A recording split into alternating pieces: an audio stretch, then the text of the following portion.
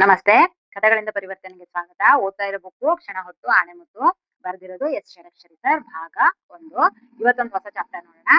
Chapter ಹೆಸರು ಇದು ನಾನಾ ಕಥೆ ಅನ್ನೋ ಚಾಪ್ಟರ್ ಇಂದ ತುಂಬಾ ಚೆನ್ನಾಗಿದೆ. ನಾನಾ ಎಂದಕ್ಷಣ ಯಾರೋ ಅಜ್ಜನ ಕಥೆ ಎಂದು ಭಾವಿಸಬೇಡಿ. ಅವರು ನಾನಾ ಏಕೆಂದ್ರೆ ಅವರಿಗೆ ಯಾವ ಕೆಲಸ ಹೇಳಿದರೂ ನಾಳೆ ಮಾಡ್ತೀನಿ, ನಾಳೆ ಮಾಡ್ತೀನಿ, ನಾಡಿದ್ದು ಮಾಡ್ತೀನಿ, ನೋಡೋಣ, ಈ ತರ ಬರೀ ನಾಳೆ ನಾಡಿದ್ದು ನೋಡೋಣ. ಯಾವುದೇ ಕೆಲಸ ಹೇಳಿದ್ರು ಅವ್ರು ಹೇಳ್ತಾ ಇದ್ದಿದ್ದೇನು ನಾಳೆ ನಾಡಿದ್ದು ನೋಡೋಣ ಅಂತ ಹೇಳಿ ಪ್ರತಿಯೊಂದು ಕೆಲ್ಸಕ್ಕೂ ಹಿಂಗೆ ಹೇಳ್ತಿದ್ರಂತೆ. ನಾಳೆ ಮಾಡ್ತೀನಿ ನಾಡಿದ್ದು ಮಾಡ್ತೀನಿ ಅಂತ. ಅದಕ್ಕೆ ಅವ್ರಿಗೆ ಏನಂತ ಹೆಸರು ಬಂತು, ನಾನಾ ಅಂತ ಹೆಸರು ಬಂತು. ನಾಳೆ ನಾಡಿದ್ದು ನಾನಾ ತೆಗೆದು ಅವ್ರ ಹೆಸರು, ಅವ್ರಿಗೆ ಏನಂತ ಹೆಸರು ಬಂತು, ನಾನಾ ಅಂತ ಹೆಸರು ಬಂತು. ಅವಾಗಿಂದ ಅವ್ರಿಗೆಲ್ಲರಿಗೂ ಏನಂತ ಕರೆಕ್ಟ್ ಶುರು ಮಾಡಿದ್ರು, ನಾನಾ ಅಂತ ಕರೆಕ್ಟ್ ಶುರು ಮಾಡಿದ್ರು. ಯಾಕೆ, ಎಲ್ಲದಕ್ಕೂ ಅವ್ರು ನಾಳೆ ಮಾಡ್ತೀನಿ ನಾಡಿದ್ದು ಮಾಡ್ತೀನಿ ಅಂತಿದ್ರಂತೆ. ಅದಕ್ಕೋಸ್ಕರ ಹೀಗೆ ನಾವು ಜೀವನದಲ್ಲಿ ನೋಡಿ ಎಷ್ಟು ಚೆನ್ನಾಗಿ ಕೊಟ್ಟಿದ್ದಾರೆ ಅಂತ.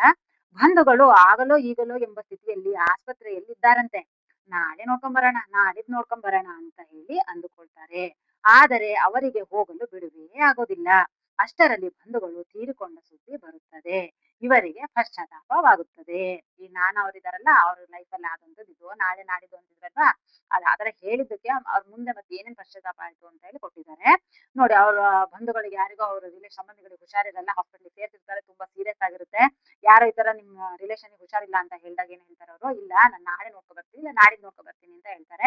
ಆಮೇಲೆ ಅವ್ರಿಗೆ ಟೈಮ್ ಸಿಗಲ್ಲ, ಹೋಗಲ್ಲ. ಅಷ್ಟರೊಳಗೆ ಅವರಿಗೆ ಅವ್ರ ಸತ್ರುನ ಸಾವಿನ ಸುದ್ದಿ ಬರುತ್ತೆ. ಅವ್ರಿಗೀಗ ಪಶ್ಚಾತ್ತಾಪ ಆಗುತ್ತೆ. ಅಯ್ಯೋ, ವಿಷಯ ಗೊತ್ತಾದ ತಕ್ಷಣ ಹೋಗಿ ನಾನು ನೋಡ್ಕೊಂಡ್ ಬರ್ಬೇಕಿತ್ತು, ಮಾತಾಡ್ಸ್ಕೊ ಬರ್ಬೇಕಿತ್ತು ಅಂತ ಅನ್ಸುತ್ತೆ. ಹಾಗೆ ಅಂಚೆಯಲ್ಲಿ ಬಂದ ಪತ್ರಗಳು ತುಂಬಾ ಇವೆ. ನಾಳೆ ನಾಡಿದ್ದು ಎಲ್ಲವನ್ನು ನೋಡೋಣ ಎಂದುಕೊಳ್ತಾರೆ. ಇವರು ನೋಡುವ ಹೊತ್ತಿಗೆ ವಿಮಾಕಂತು ವಿದ್ಯುತ್ ಟೆಲಿಫೋನ್ ಬಿಲ್ಲು ಕಟ್ಟುವ ಸಮಯ ಮುಗಿದು ಹೋಗುತ್ತದೆ. ಡಿಸ್ಕನೆಕ್ಟ್ ಆಗುತ್ತದೆ. ಎಲ್ಲಕ್ಕೂ ದಂಡ ತುಂಬಬೇಕಾಗುತ್ತದೆ. ಇನ್ನೊಂದು, ಮನೆಗೆ ಪತ್ರಿಕೆಗಳು ಬರುತ್ತವೆ. ನಾಳೆ ನಾಡಿದ್ದು ಓದಿದ್ರೆ ಆಯ್ತು ಎಂದುಕೊಳ್ತಾರೆ. ಓದಲು ಕುಳಿತುಕೊಳ್ಳುವರಷ್ಟರಲ್ಲಿ ಮುಂದಿನ ಸಂಚಿಕೆ ಬಂದೇ ಬಿಡುತ್ತೆ. ಹಳೆಯದ ಬದಲು ಹೊಸದೇ ಓದ್ಬಿಡೋಣ ಬಿಡು ಅಂತ ಹೇಳಿ ಹಳೆದನ್ನ ಬಿಡ್ತೀವಿ, ಬಿಟ್ಟು ಮುಂದಿನ ಕತೆ ಹೋಗುದು. ಹಳೆಯ ಗೆಳೆಯ ಊರಿಗೆ ಬಂದಿದ್ದಾನೆ, ಹೋಟೆಲ್ನಲ್ಲಿ ಇಳಿದುಕೊಂಡಿದ್ದಾನೆ. ನಾಳೆ ನಾಡಿದ್ದು ಹೋಗಿ ಮಾತಾಡ್ಸ್ಕೊಂಡ್ರು ಬಂದಾಯ್ತು ಬಿಡು, ಇವತ್ತು ನನಗೆ ತುಂಬಾ ಕೆಲಸ ಇದೆ ಅಂತ ಅನ್ಕೊಳ್ಳೋದು. ಕೊನೆಗೊಂದ್ ದಿವಸ ಹೋಟೆಲ್ಗೆ ಹೋದಾಗ ಗೆಳೆಯ ಹಿಂತಿರುಗಿ ಹೋಗಿ ಆಲ್ರೆಡಿ 10 ದಿನ ವಾಪಸ್ ಆಗೋಗಿರುತ್ತೆ ಗೆಳೆಯ ವಾಪಸ್ ಹೋಗಿ. ಆಗ ಇವರು ನಿರಾಶರಾಗುತ್ತಾರೆ. ಅಯ್ಯೋ, ನನ್ನ ಫ್ರೆಂಡ್ ಇಲ್ಲೇ ನನ್ನೂರಿಗೆ ಬಂದ್ರು, ಇಲ್ಲೇ ಹೋಟೆಲ್ ಅಲ್ಲಿ ಉಳಿದ್ರು, ನನಗೆ ಮಾತಾಡ್ಸಕ್ಕೆ ಆಗ್ಲಿಲ್ವಲ್ಲ ಅಂತ ಹೇಳಿ ಅವಾಗ ಅವ್ರಿಗೆ ಮತ್ತೆ ನಿರಾಶೆ ಆಗುತ್ತೆ. ಆರೋಗ್ಯ ತಪಾಸಣೆ, ಬಿಪಿ, ಸಕ್ಕರೆ ಎಲ್ಲ ಪರೀಕ್ಷೆ ಮಾಡಿಸಿಕೊಳ್ಳಬೇಕು. ಎಂದಿನಂತೆ ನಾಳೆ ನಾಡಿದ್ದು ಎಂದು ಸುಮ್ಮನಾಗುತ್ತಾರೆ. ಹೋಗುವುದೇ ಇಲ್ಲ. ಇಂತಹುದೇ ಒಂದು ನಾಳೆ ಅವರಿಗೆ ಹೃದಯಾಘಾತವಾಗುತ್ತದೆ. ನಾಡಿದ್ದು ತೀರಿ ಸಹ ಅವರು ತೀರಿ ಹೋಗ್ತಾರೆ. ಇವರು ಇನ್ನು ಮುಂದೆ ನಾಳೆ ನಾಡಿದ್ದು ಎಂದು ಹೇಳುವುದಿಲ್ಲ. ಇದು ನಾನವರ ಕತೆ. ಆಯ್ತಾ. ಅವ್ರ ಜೀವನದಲ್ಲಿ ನಾಳೆ ನಾಡಿದ್ದು ಅಂತ ಹೇಳ್ತಾ ಬಂದಿದ್ರಿಂದ ಅವ್ರ ಲೈಫಲ್ಲಿ ಏನೇನಾಯ್ತು ಅಂತ ಹೇಳಿ ಸ್ವಲ್ಪ ಶಾರ್ಟ್ ಆಗಿ ಕೊಟ್ಟಿದ್ದಾರೆ. ಸ್ವಲ್ಪ ಯೋಚಿಸಿ ನೋಡಿದರೆ ನಮ್ಮಲ್ಲಿ ಬಹಳಷ್ಟು ಮಂದಿಯದ್ದು ಇದೇ ಕಥೆ. ಹೆಚ್ಚು ಕಡಿಮೆ ನಂದು ಇದೇ ಕಥೆ ಅನ್ಸುತ್ತೆ. ನಿಮಗೂ ನಾಳೆ ನಾಡಿದ್ದು ಎನ್ನುವ ಹವ್ಯಾಸವಿದ್ದರೆ ಇದನ್ನು ತಿದ್ದಿಕೊಳ್ಳಲು ನಾಳೆ ನಾಡಿದ್ದಿಗಿಂತ ಇಂದೇ ಶುಭ ದಿನ. ಹೇಗೆ ಎಂಬುದಕ್ಕೆ ಹಿರಿಯರು ಕೊಡುವ ಕ್ರಿಯಾಶೀಲ ಸಲಹೆ ಸೂಚನೆಗಳು. ಅಂದ್ರೆ ನಾವು ಅವತ್ತಿನ ಕೆಲಸ ಅವತ್ತೇ ಮಾಡ್ಕೋಬೇಕು ಅಂದ್ರೆ ಏನೇನ್ ಫಾಲೋ ಅಪ್ ಮಾಡ್ಬೇಕು ಅಂತ ಹೇಳಿ ಹಿರಿಯರು ಅಂದ್ರೆ ದೊಡ್ಡವರು ಒಂದ್ 4 ಸೆಂಟೆನ್ಸ್ ಹೇಳಿದ್ದಾರೆ, ಅದನ್ನ ಕೊಟ್ಟಿದ್ದಾರೆ ಇಲ್ಲಿ.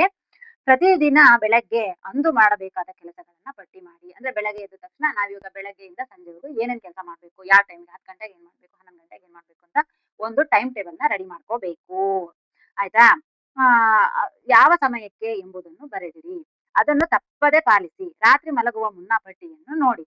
ಮಾಡಿ ಮುಗಿಸಿರುವ ಕೆಲಸಗಳನ್ನು ಪಟ್ಟಿಯಿಂದ ತೆಗೆದು ಉಳಿದ ಕೆಲಸಗಳನ್ನು ನಾಳೆಯ ಪಟ್ಟಿಗೆ ಸೇರಿಸಿಕೊಳ್ಳಿ. ಅಂದ್ರೆ ಇವತ್ತು ಫುಲ್ ಡೇ ಏನ್ ಮಾಡ್ಬೇಕು ಅಂತ ಟೈಮ್ ಟೇಬಲ್ ಮಾಡ್ಕೊಂಡಿರ್ತೀವಿ. ಬೆಳಗ್ಗಿಂದ ರಾತ್ರಿ ಮಲಗೋವರೆಗೂ ಇಷ್ಟೊತ್ತಿಗೆ ಈ ಕೆಲಸ ಅಂತ ಮಾಡಿರ್ತೀವಿ. ತಪ್ಪದೆ ಪಾಲಿಸ್ಬೇಕು. ಅಕಸ್ಮಾತ್ ಆಗಿ ಕೆಲವೊಂದು ಮಿಸ್ ಆಗಿರ್ತವೆ. ಯಾರೋ ಮನೆಗೆ ಬಂದಿರ್ತಾರೆ ಅಥವಾ ನಾವು ಆಚೆ ಎಲ್ಲ ಹೋಗ್ಬೇಕಾಗಿರುತ್ತೆ. ಆ ಟೈಮಲ್ಲಿ ನಾವು ಒಂದೆರಡು ಕೆಲಸ ಮಿಸ್ ಮಾಡಿದ್ರೆ ಆ ಕೆಲಸನ ನಾಳೆ ಮತ್ತೆ ನಾವು ಪಟ್ಟಿ ತಯಾರು ಮಾಡ್ತೀವಲ್ಲ, ನಾಳೆದು ಟೈಮ್ ಟೇಬಲ್ ಮಾಡಿದಾಗ ಈ ನಿನ್ನೆ ಉಳಿಸಿರೋ ಕೆಲಸಗಳನ್ನ ಅವತ್ತಿನ ದಿನನೇ ಹಾಕ್ಬೇಕು, ನಾಳೆನೆ ಹಾಕೋಬೇಕು. ಮತ್ತೆ ನಾಡಿದ್ದು ಮಾಡ್ತೀನಿ ಅಂತ ಅದನ್ನ ಮುಂದೂಡೋ ಹಾಗಿಲ್ಲ ಅಂತ ಹೇಳಿದ್ದಾರೆ.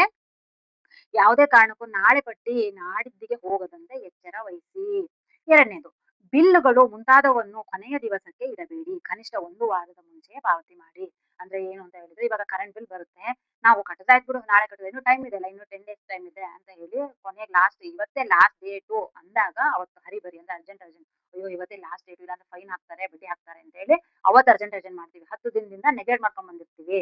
ಆಮೇಲೆ ಇನ್ನು ಯಾವ್ದು, ಇವಾಗ ಗೋಲ್ಡ್ ಇಟ್ಟಿರ್ತೀವಿ ನೋಡಿ, ನಾಳೆ ನೀವು ಬಂದು ಇಂಟ್ರೆಸ್ಟ್ ಕಟ್ಟಲಿಲ್ಲ ಅಂದ್ರೆ ನಾಳೆದಿಂದ ಚಕ್ರ ಬಡ್ಡಿ ಆಗುತ್ತೆ ಅಂತ ಹೇಳಿರ್ತಾರೆ. ಆದ್ರೆ ಇವತ್ತು ಇಡೀ ಫುಲ್ ನಾವು ಏನು ನೆಗ್ಲೆಕ್ಟ್ ಮಾಡಿರ್ತೀವಿ. ನಾಳೆ ತಾನೇ ಕಟ್ಟೋದು, ನಾಳೆ ನೋಡಿದ್ರಾಯ್ತು, ನಾಳೆ ಅಡ್ಜಸ್ಟ್ ಮಾಡಿದ್ರಾಯ್ತು ಅಂತ. ಇನ್ನೇನು ಒಂದ್ ನಾள் ಟೈಮ್ ಇದೆ ಅಂದಾಗ, ಅಯ್ಯೋ ನಾಳೆಯಿಂದ ಮತ್ತೆ ಅದಕ್ಕೆ ಚಕ್ರ ಬಡ್ಡಿ ಬೀಳುತ್ತೆ, ಇವತ್ತು ಹೋಗಿ ಎಷ್ಟೊತ್ತಿದ್ರು ಕಟ್ಟಲೇಬೇಕು ಅಂತ ಅವತ್ತು ನಮಗೆ ಪ್ರೆಷರ್ ಹಾಕೊಂಡು ಟೆನ್ಷನ್ ತಗೊಂಡು ಒಂಥರ ಅರ್ಜೆಂಟ್ ಮಾಡ್ತೀವಿ. ಈ ತರ ಮಾಡ್ಬೇಡಿ. ಟೈಮ್ ಇದ್ದಾಗ್ಲೇನೆ ನಿಮ್ದು ಏನೇ ಬಿಲ್ ಕಟ್ಟೋದಿದ್ರು ಮೊದಲು ಪಾವತಿ ಮಾಡಿ ಅಂತ ಹೇಳ್ತಾ ಇದ್ದಾರೆ. ಮೂರನೇದು, ದಿನದ ಕೆಲಸದ ಪಟ್ಟಿ ಮಾಡುವಂತೆಯೇ ವಾರದ ಮತ್ತು ತಿಂಗಳಿನ ಕೆಲಸಗಳ ಪಟ್ಟಿ ಮಾಡಿಕೊಳ್ಳಿ. ಅಂದ್ರೆ ಈ ವಾರ ಸೋಮವಾರದಿಂದ ಭಾನುವಾರದವರೆಗೂ ನಾನು ಯಾವ್ಯಾವ ಕೆಲಸ, ಎಲ್ಲಿಗೆ ಹೋಗ್ಬೇಕು, ಯಾರನ್ನ ಮೀಟ್ ಆಗ್ಬೇಕು, ಅದರ ಎಕ್ಸ್ಟ್ರಾ ಏನ್ ಕೆಲಸಗಳಿದ್ರೆ ಅದನ್ನ ವಾರ ಪೂರ್ತಿ ನಾವು ಮತ್ತೆ ತಿಂಗಳು ಪೂರ್ತಿ ಹಾಕೋಬೇಕು. ನಾಲ್ಕನೇದೇನು, ನಿಮ್ಮ ಡೈರಿಯಲ್ಲಿ ಅಥವಾ ನಿತ್ಯ ನೋಡುವ ಕ್ಯಾಲೆಂಡರ್ನಲ್ಲಿ ನಿಮ್ಮ ಬಂಧು ಮಿತ್ರರ ಹುಟ್ಟುಹಬ್ಬ, ವಾರ್ಷಿಕೋತ್ಸವ ಮುಂತಾದವುಗಳನ್ನು ಒಂದು ವಾರದ ಮುಂಚೆ ಗುರುತು ಮಾಡಿರಿ. ಅಂದ್ರೆ ನಮ್ ರಿಲೇಷನ್, ನಮ್ ಫ್ರೆಂಡ್ಸ್, ನಮ್ ಫ್ಯಾಮಿಲಿ ಯಾರ್ಯಾರಿದೆ ಬರ್ಡೇ, ಅದನ್ನ ನಾವು ಒಂದು ಕ್ಯಾಲೆಂಡರ್ ಮೇಲೆ ಆ ಡೇಟಿನ ಮೊದಲೇ, ಈಗ ನೋಡಿ ನಾಳೆ ಈ ಸರಿ ನನ್ನ ಮಗಳದ್ದು ಹಂಗೆ ಆಯ್ತು. ನನ್ನ ಸಣ್ಣ ಮಗಳದ್ದು ಅವಳ ಬರ್ಡೇ ಇದೆ, ನನಗೆ ನೆನಪೇ ಇಲ್ಲ. ಮಾರನೇ ದಿನ ನಮ್ಮ ಅಕ್ಕನ ಮಗಳು ಫೋನ್ ಮಾಡಿ ನನ್ನ ಮಗಳಿಗೆ ನಮ್ಮ ಅಕ್ಕಂಗೆ ಮತ್ತೆ ನನ್ನ ಅಕ್ಕನ ಮಗಳಿಗೆ ಬರ್ಡೇ ನೆನಪಿದೆ, ನನ್ನ ಮಗಳದ್ದು ನನಗೆ ನೆನಪಿಲ್ಲ. 4 ದಿನದಿಂದ ಹಿಂದೆ ನೆನಪಿತ್ತು, ಆದ್ರೆ ನನಗೆ ಕ್ಯಾಲೆಂಡರ್ ಎಲ್ಲೂ ಗುರ್ತು ಮಾಡೇ ಇಟ್ಟಿಲ್ಲ. ಇನ್ನು 4 ದಿನ ಇದೆ ಬಿಡು ಅನ್ಕೊಂಡು ಸುಮ್ಮನಾದೆ, ಮರ್ತೇ ಹೋಯ್ತು. ನಮ್ಮ ಅಕ್ಕ ನನ್ನ ಮಗಳಿಗೆ ಫೋನ್ ಮಾಡಿ ಬರ್ಡೇ ವಿಶ್ ಮಾಡಿದಾಗ, ಅಯ್ಯೋ ನನ್ನ ಮಗಳ ಬರ್ಡೇ ನಾನೇ ಮರ್ತ್ಬಿಟ್ಟೆ ಅಂತ ಹೇಳಿ ಪಶ್ಚಾತ್ತಾಪಪಟ್ಟೆ.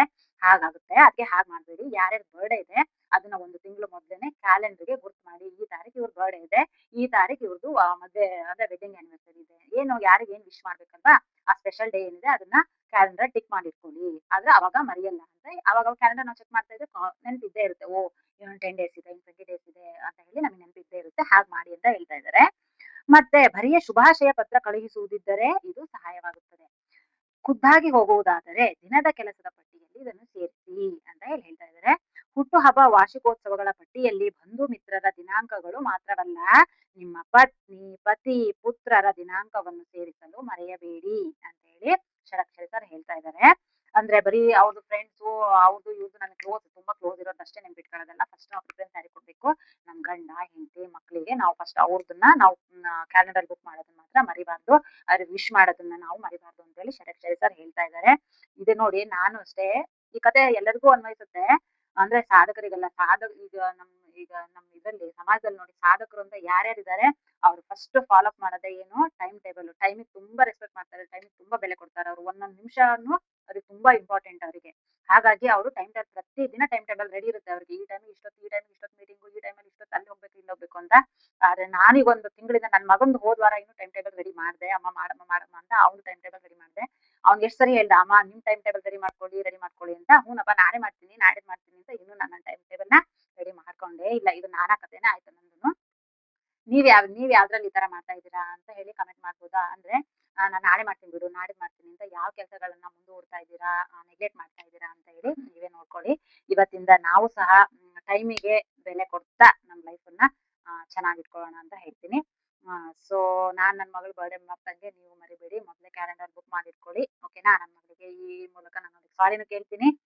ಸೊ ಈ ಕಥೆ ನಿಮಗೆ ತುಂಬಾ ಇಷ್ಟ ಆಯ್ತು ಅನ್ಕೊಂತೀನಿ. ಮತ್ತೆ ಇನ್ನೊಂದು ಜೊತೆ ಬರ್ತೀನಿ. Thank you so much.